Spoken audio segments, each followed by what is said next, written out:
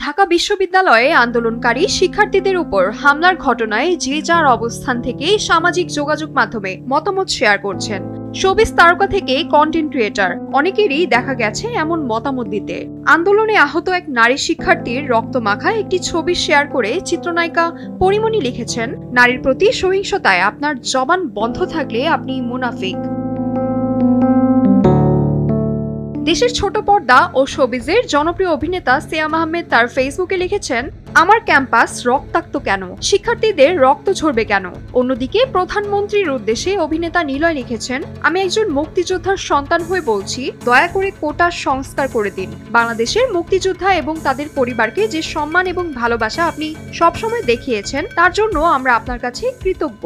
কিন্তু দেশের সাধারণ মানুষের কাছে মুক্তিযোদ্ধা এবং তাদের পরিবার এখন হাসির পাত্র। মুক্তিযোদ্ধাদের সম্মানের জায়গাটা ঠিক রাখতে হলেও কোটা সংস্কার মেনে নিন। আন্দোলনরত ছাত্রছাত্রীদের এই দুরবস্থা সহ্য করার মতো না। পুরো জাতি আপনার সিদ্ধান্তের অপেক্ষায় আছে। অভিনেত্রী রাজরিপা লিখেছেন, আমাদের ভাই বোনদের শরীর থেকে যদি আর এক ফোঁটা রক্ত ঝরে তাহলে এই আন্দোলনে আমরা নিজেরাই নামবো। শোবিজ অঙ্গনের দর্শকপ্রিয় নির্মাতা আশফাক নিপুণ একটি পোস্ট দিয়ে লিখেছেন, ছাত্রদের পাশে দাঁড়ান। এছাড়াও একটি ছবি শেয়ার করে এই নির্মাতা লিখেছেন, অনলি হেলমেট ইজ রিয়াল। অন্যদিকে নির্মাতা খিজির হায়াত খান লিখেছেন, ন্যায্য অধিকার আদায়ে আন্দোলনের জবাব সহিংসতার মাধ্যমে হতে পারে না। দেশটা তাহলে শুধু আপনাদের, আমরা কেউই না। ধিক্কার। নির্মাতা মাবরুর রশিদ বান্না এক স্ট্যাটাসে লিখেছেন, ছাত্রদের চুপ করানো যদি সহজই হতো তাহলে পৃথিবীর অনেক বিপ্লবী শুরুতে থেমে যেত।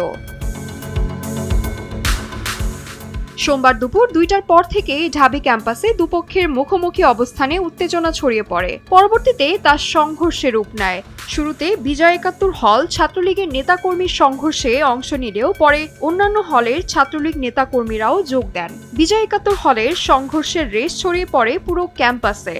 পরে ছাত্রলীগ নেতাকর্মীরা আন্দোলনকারীদের হটিয়ে ক্যাম্পাস নিয়ন্ত্রণে নেন। দফায় দফায় ঢাবিতে চলতে থাকে সংঘর্ষ।